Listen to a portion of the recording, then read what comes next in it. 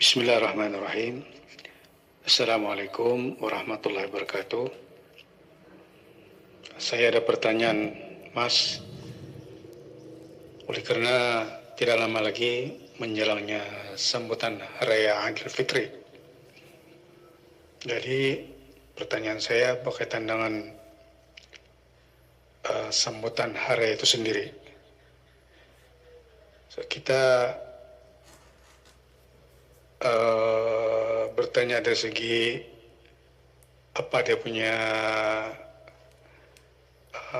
manfaat ataupun sambutan hari itu sendiri dalam konteks ilmu ma'rifatullah. Jadi mohon diperjelaskan secara terperinci ataupun yang sesuai. Terima kasih. Assalamualaikum warahmatullahi wabarakatuh. Assalamualaikum warahmatullahi wabarakatuh. Bismillahirrahmanirrahim. Ashhadu an la ilaha illallah wa ashhadu anna Muhammadar Rasulullah. Allahumma salli ala Sayyidina Muhammad wa ala ali Sayyidina Muhammad. Rabbis rahli sadri wa yassir li amri wahlul 'uqdatam min lisani yafqahu qawli. Amin. Bismillahirrahmanirrahim. Menjawab pertanyaan Kang Hadimin dari Sabah, yakni menanyakan bagaimanakah hakikatnya makna Idul Fitri di sisi Allah. Bismillahirrahmanirrahim. Sebelum kita menginjak apa makna hakikatnya Idul Fitri itu, marilah kita pahami dulu makna Lailatul Qadar. Untuk mendapatkan Idul Fitri, hari kemenangan, hari kesucian, kita wajib bersenjatakan atau berbekal dengan mendapatkan malam Lailatul Qadar. Yang dimaksud malam Lailatul Qadar itu tempatnya bukan di saat malam hari, malam-malamnya dohir. Akan tetapi yang dimaksud Lailatul Qadar di sisi Allah itu adalah ketika datang malamnya hari, malamnya hati, gelapnya hati, sunyinya hati, heningnya hati dari hal-hal selain Allah. Inilah makna Lailatul Qadar, yakni malam penuh kemuliaan. Karena di dalam malam itu terbitlah fajar, yakni yang maha mulia sendiri. Terbitlah hayatullah dari gelapnya hayatun nas. Disitulah malam kesucian, malam kemuliaan di sisi Allah. Karena kewujudan hambanya sudah sirna, kehidupan manusianya sudah sirna, kekuasaan diri manusianya sudah sirna, kembali diabdikan kepada Zat yang maha mulia, yakni hayatullah. sering kami sampaikan siapa sih Allah itu? Allah itu dialah Bismillahirrahmanirrahim. Allahu la ilaha illa huwal hayyul qayyum. Allah, tiada Tuhan yang berhak disembah kecuali dialah hidup yang kekal, lagi terus-menerus menghidupi seluruh ciptaannya. Jadi hidup inilah zat yang dimaksud yang bernama Allah itu, yakni hidup yang selama ini kita akui sebagai hidup milik manusianya. Inilah yang dimaksud Allah. Ketika manusia sudah lepas, sudah rela, sudah ridho di dalam hatinya bahwa sebenarnya yang hidup ini Allah, maka itulah yang dimaksud malam Lailatul Qadar, malam kemuliaan, yakni hatinya sudah mulia dari hal yang selain Allah. Inilah yang dimaksud bulan yang suci, keadaan yang suci, yang mana Dajjal, hawa nafsu, iblis, syaitan yang selama ini merajai di dalam baitullahnya hati manusia. Setelah Allah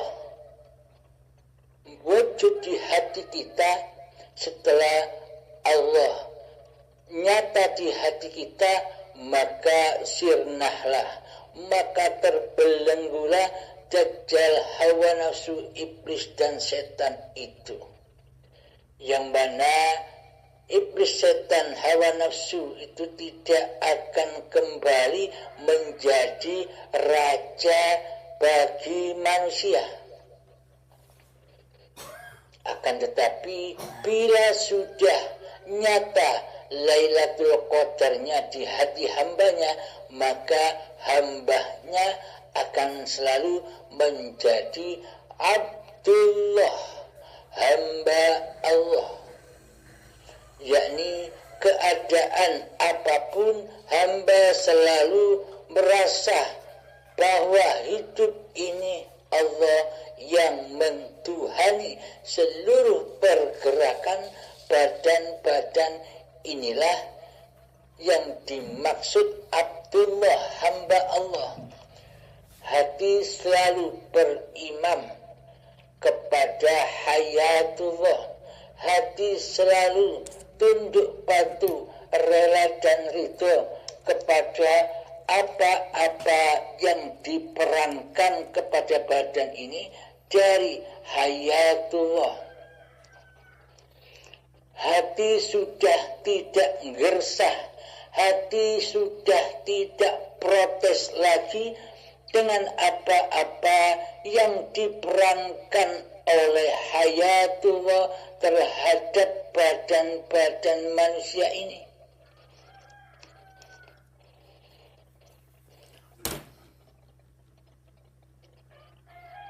Karena itulah, maka ketika datang segala apa yang tergerakkan oleh badan ini, hati selalu menyaksikan Allah lah yang menggerakkan, Allah lah yang memperlihatkan mata, Allah lah yang memperdengarkan telinga, Allah lah yang berkalam-kalamkan di atas mulut badan ini, Allah lah yang mengkeadaan apapun yang ada di dalam hati manusia.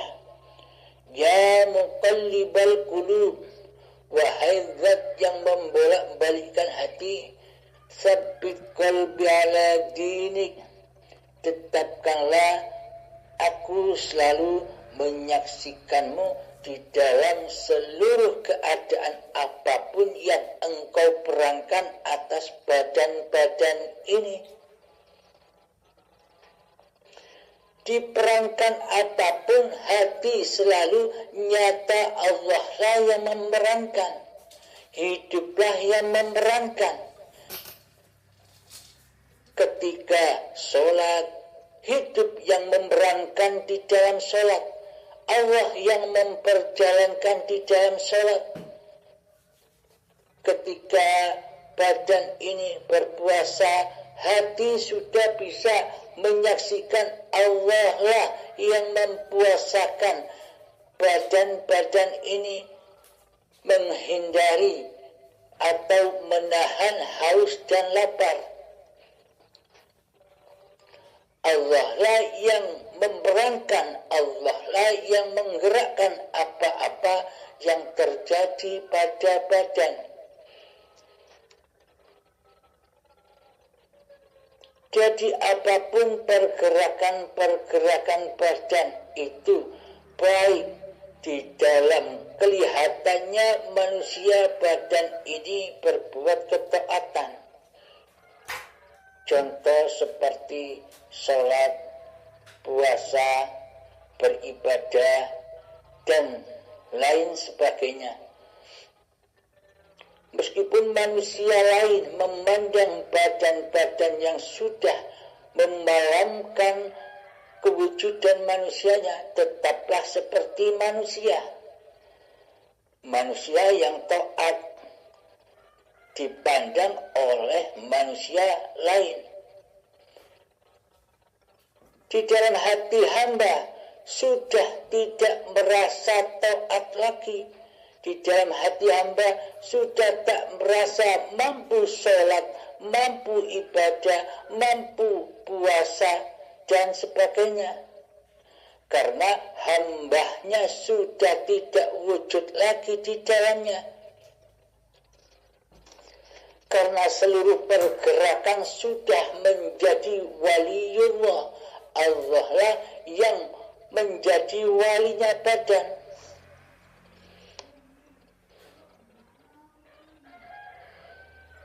Sebaliknya, bila kita menyaksikan apa-apa yang diperankan oleh badan secara maksiat di sisi manusia, ketika kita melihat kezaliman manusia, ketika kita memandang ada orang yang tidak sholat secara syariat, ketika memandang manusia yang tidak berpuasa secara syariat, hati kita sudah tidak memandang manusianya lah yang tidak sholat, manusianya lah yang tidak puasa, manusianya lah yang tidak beribadah. Akan tetapi bagi hamba yang sudah nyata wujud Allahnya di hatinya, maka seluruh peran-peran manusia di dunia ini hanyalah peran-peran Allah sendiri. Peran-peran hidup itu sendiri. Allah tidak terkena hukum taat dan maksiat. Allah tidak terkena hukum halal dan haram. Allah tidak terkena hukum baik dan buruk seperti hukum-hukum yang diberikan Allah kepada manusia. Karena seluruh hukum dan syariat manusia itu hanyalah buat manusia.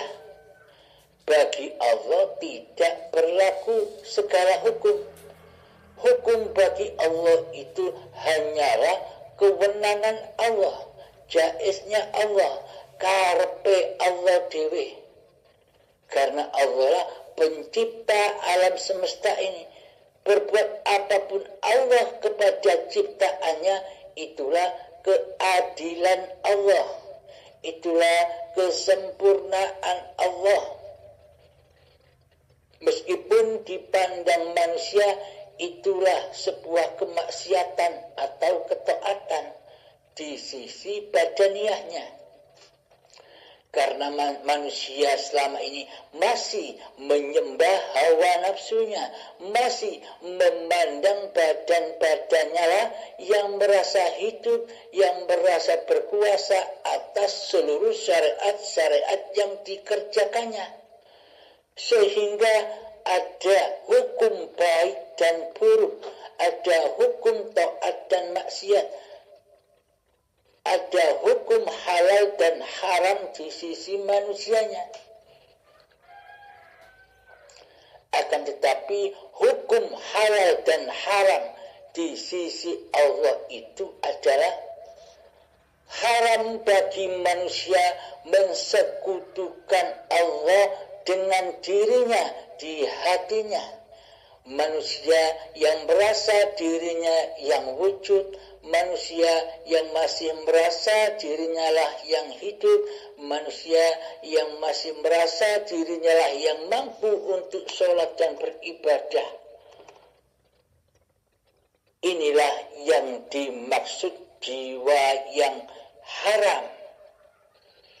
Meskipun kelihatannya bodi manusianya bergambar sebuah ketaatan, seolah-olah badan-badannya mematuhi perintah-perintah Allah, menjalankan syariat-syariat badaniahnya, seolah-olah demikian. Akan tetapi pada hati manusia yang demikian itu, mayoritas hatinya masih mensekutukan Allah dengan diri manusianya. Bagaimana mungkin disebut dengan ketaatan, disebut dengan kebaikan, disebut dengan hal yang halal di sisi Allah, sedangkan di dalam hati kita selama ini najis, dusta, syirik, mensekutukan Allah dengan diri manusia kita, yang selama ini kita menyangka Allah itu gaib, tiada di hati kita. Yang ada, yang wujud, yang nyata hanyalah diri kita sendiri selama ini. Inilah iman yang terbalik, yang jadi Tuhan Allah kok malah manusianya yang jadi Allah, sedang Allahnya diposisikan seperti makhluk di hati kita. Allah ditiadakan, Allah digoibkan di hati kita. Tiada dan goib ini kan sifatnya makhluk. Memang di dalam asma Allah itu ada Allah Maha Nyata, Allah Maha Goib, Allah Maha Wujud. Nah, bagi siapakah bagi manusia yang mana? Bila Allah itu Maha Goib, Allah Maha Goib hanya bagi manusia yang mentuhani dirinya sendiri, manusia yang mensekutukan Allah dengan diri manusianya. Inilah Allah Maha Goib. Bagi orang-orang yang buta mata hatinya, bagi orang-orang yang keras hatinya melebihi kerasnya batu, Allah Maha Goib bagi ahli hijab, bagi ahli syariat beloko, yang mana di hatinya masih beriman dan mengiktikadkan bahwa seluruh syariat-syariat yang dikerjakan oleh badannya itu adalah bersumber dari kehidupan makhluknya sendiri, bersumber dari kewujudan makhluknya sendiri, bersumber dari kekuasaan makhluknya sendiri. sedang Allah digoibkan perannya, sedang Allah digoibkan kewujudannya, sedang Allah digoibkan kehidupannya, sedang Allah digoibkan kekuasaannya di hatinya. Karena di dalam hati kita selama ini yang berkuasa adalah 4 sekawan, yakni iblis, setan, hawa nafsu, dan dajjal. Seperti halnya di Baitullah, Ka'bah zaman dahulu ketika Kanjeng Nabi Muhammad belum diutus menjadi Nabi, di dalam Baitullah, di dalam Ka'bah itu ada 4 berhala yang besar-besar. Sedangkan di luar Baitullah, di dalam Masjidil Haram, ada 360 berhala-berhala yang mengelilingi, yang mentawafi Ka'bah. Inilah keadaan hati kita sebelum kita mendapatkan malam Lailatul Qadar. Yakni hati kita selalu ingkar kepada Allah, meskipun di dalamnya dibungkus dengan sholat, meskipun di dalamnya dibungkus dengan beribadah, meskipun di dalamnya dibungkus dengan tadarusan, berpuasa, dan sebagainya. Akan tetapi hati masih mensekutukan Allah. Berarti apa manfaatnya bagi Allah? Tak ada. Karena selama ini kita menyembah iblis dan setan. Bagaimana mungkin Allah mau menerima amalan yang najis? Allah itu maha suci. Jadi amal yang diterima oleh Allah itu adalah amal yang suci. Amal yang Lailatul Qadar. Amal yang mana hambanya sudah gelap, hambanya sudah malam, hambanya sudah hening di hatinya. Yang nyata hanya penciptanya, yang nyata hanya yang maha suci. Penciptanya adalah hayatullah di dalam hatinya. Inilah ibadahnya akan pasti diterima oleh Allah secara langsung. Seluruh kegiatan badanianya sudah terhitung amal soleh. Meskipun dipandang oleh manusia lain, badan-badan orang yang sudah mendapatkan malam Lailatul Qadar ini seolah-olah bermaksiat kepada Allah.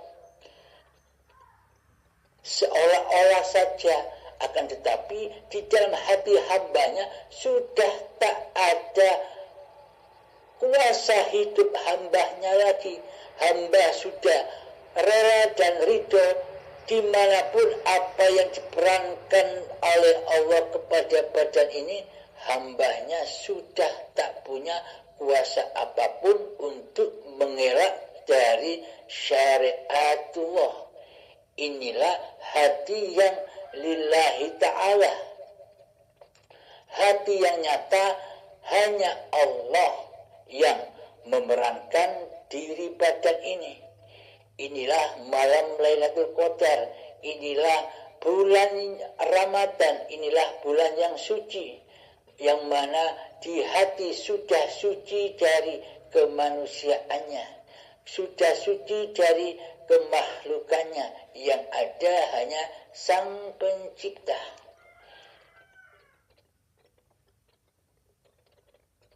Jadi bagi hamba yang sudah mencapai Lailatul Qadar, hamba sudah tidak bisa memandang, menilai manusia lain yang ada di luar dirinya. Jadi hamba sudah tidak menilai ketaatan hamba yang lain. Hamba sudah tidak bisa menilai kemaksiatan hamba yang lain. Bagaimana mungkin hamba bisa menilai apa yang dikerjakan orang lain di luar dirinya? sedangkan diri hambanya sudah lebur tenggelam di lautan tauhid.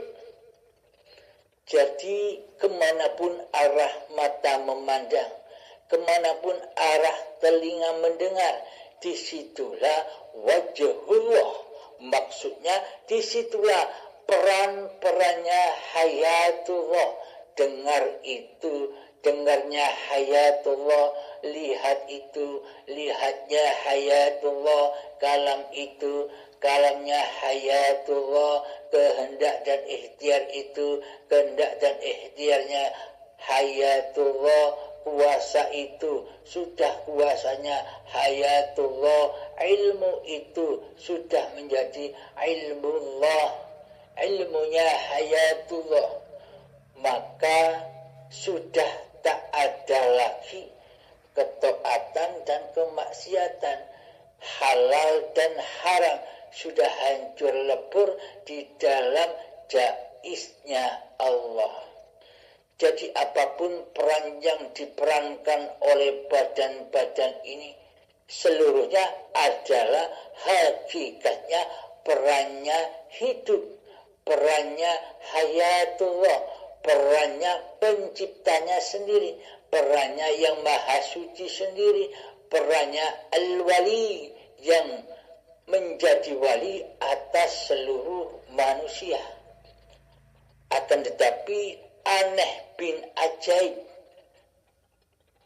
kebanyakan manusia tidak rela dan tidak ridho berwalikan kepada Allah pencipta dirinya. Anehnya, kebanyakan manusia menjadikan hawa nafsunya sendiri sebagai walinya. Inilah keanehan-keanehan manusia yang belum mendapatkan malam Lailatul Qadar, yang belum merasakan indahnya berjumpa dengan wujud Tuhan.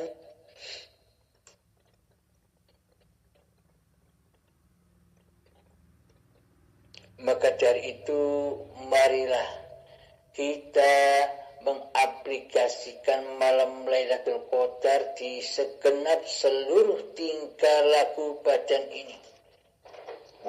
Untuk mengaplikasikannya, untuk belajar dan selalu belajar mengaplikasikan malam Lailatul Qadar ini adalah contohnya demikian.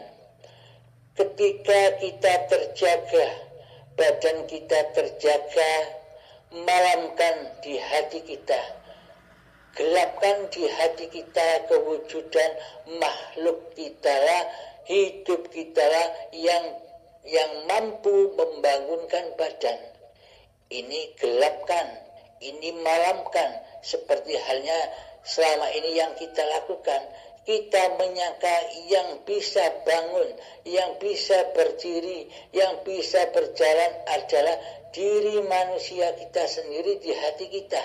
Inilah manusia yang berwalikan kepada hawa nafsu manusianya sendiri, berwalikan kepada iblis dan setan yang merasa menguasai seluruh keadaan badan. Marilah kita kembalikan kewalian ini kepada al-wali, kepada hayatullah. Kembalikan seluruh aktivitas. Contoh ketika bangunnya badan, berdirinya badan, berjalannya badan, seluruhnya diwalikan oleh hayatullah. Hati selalu menyaksikan al-wali.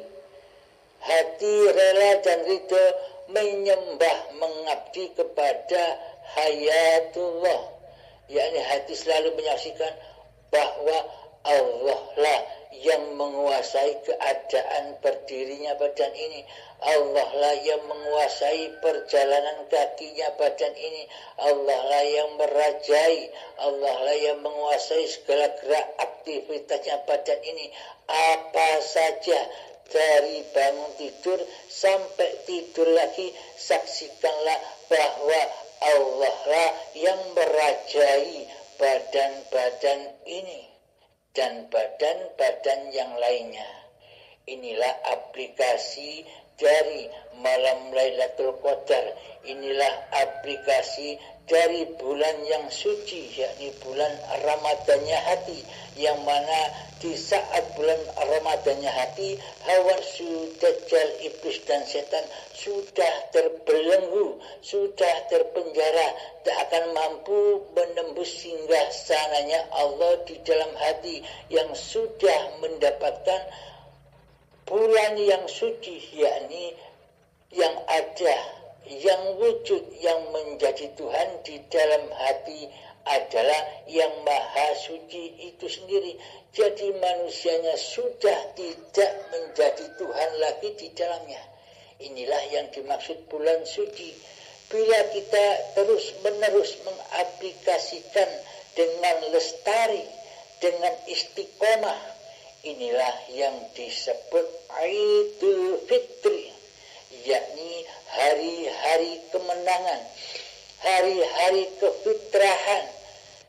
Ketika hati sudah fitrah dari selain Allah, maka bebaslah manusia dari dosa-dosanya, dari apa-apa yang diperbuatnya. Jadi ketika manusia sudah suci dari rasa diri kemanusiaannya, jadi ketika manusia sudah suci dari sholat yang tidak merasa sholatnya, bagi manusia sudah tidak merasa berbuat puasa, haji, zakat dan sebagainya, inilah yang dimaksud syariatullah. Allah lah seluruhnya yang mensyariatkan badan-badan manusia. Inilah aplikasi yang dituntun oleh Kanjeng Nabi Muhammad sallallahu alaihi wasallam. Innamal a'malu binniyah. Seluruh amal itu tergantung niatnya yang ada di dalam gumpalan daging, yakni yang ada di hati. Bila di dalam hati itu niatnya sudah nyata lillahi ta'alanya, maka apapun perbuatan-perbuatan yang dilakukan Allah terhadap badan-badan yang menjadi ciptaannya ini, maka seluruhnya berada di dalam af'alullah, berada di dalam amal yang soleh. Amal yang soleh itu maksudnya ya amal Allah sendiri yang menggerakkan dan yang menghidupi badan-badan ini.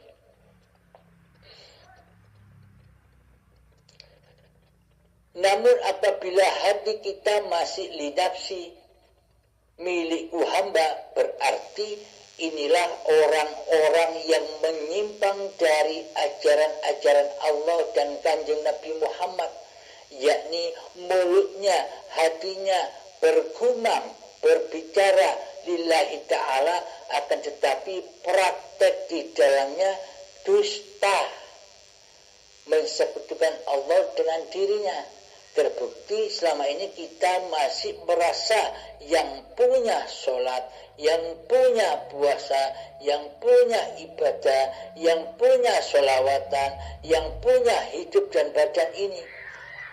Selama hati masih berpraktek demikian, selamanya manusia berjalan di atas kenajisan dan kedustaan di sisi Allah.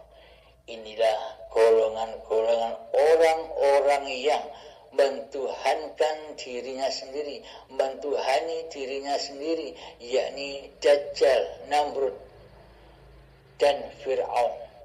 Karena di dunia ini laku-laku ini ada dua macam saja, laku baik dan laku buruk, laku taat dan laku maksiat, laku halal dan laku haram. Akan tetapi ada yang laku secara syariat dan ada lelaku yang secara makrifat. Yang dipandang manusia, yang dipandang makhluk syariatnya Akan tetapi yang dipandang Allah adalah ma'rifatnya, yakni hati yang berperan memerankan badan-badan ini. Bila hatinya manusianya yang jadi Tuhan, semuanya adalah annar, jahannam, maka manusia sudah masuk di dalamnya. Akan tetapi bila di hati manusia sudah lenyap, sudah malam, sudah gelap, sudah hening rasa kemanusiaannya, maka inilah yang disebut waliullah, yakni bukan manusianya yang wali, karena hidup manusianya sudah gelap, sudah malam, sudah kembali kepada Tuhannya. Yang ada hanya wali itu sendiri, yakni Allah sendiri. La wali illal wali, tidak ada yang tahu wali kecuali wali. Tidak ada yang mengenal Allah kecuali Allah. Tidak ada yang mengenal hidup kecuali hidup. Marilah aplikasikan seluruh tindak laku kita. Marilah kita relakan, kita ridhokan di hati kita bahwa hidup ini Allah yang mentuhani seluruh pergerakan badan-badan ini. Inilah yang dimaksud malam Lailatul Qadar. Inilah yang dimaksud bulan suci Ramadan. Inilah yang dimaksud hari kemenangan Idul Fitri, yakni hari kesucian Allah di singgah sana para hamba-hambanya. Semoga saya dan semoga kita semua selalu diberi petunjuk oleh Allah untuk memahami paparan-paparan ini. Wa akhiru kalam, assalamualaikum warahmatullahi wabarakatuh.